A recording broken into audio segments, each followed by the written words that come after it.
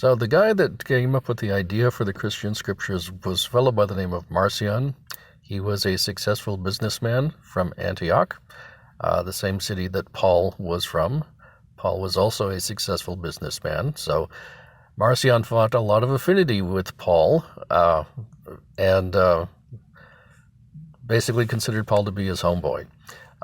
He collected the letters of Paul, and then he also got hold of a gospel of Jesus. This gospel had a nativity section, which Marcion did not believe in, and so he removed it. And he took this collection of the edited gospel and the letters of Paul to Rome, to the church there, and proposed that this be the basis of a Bible.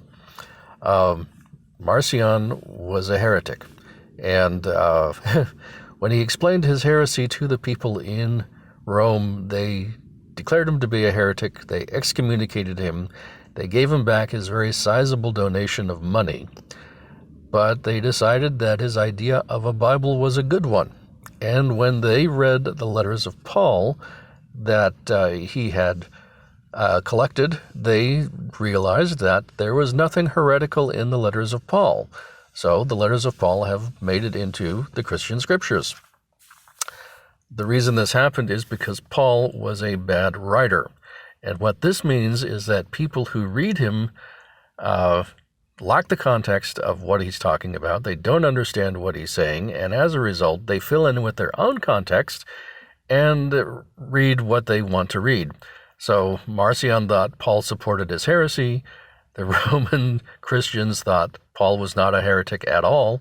And, basically you can make whatever you want to out of Paul because he's a bad writer. In the grand scheme of things, the letter to the Hebrews was actually an attempt by someone who was much more intellectual to explain Paul. And the person most likely who did this was Priscilla, friend of Paul. So anyway, this is where the Christian scriptures first started coming together as a particular collection of books that were going to be read in churches. This happened about 145 AD.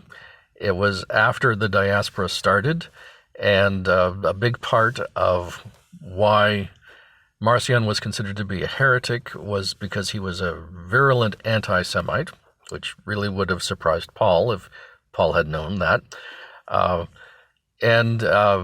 Marcion said the only true apostle was Paul, which is ironic because Paul was a Jew.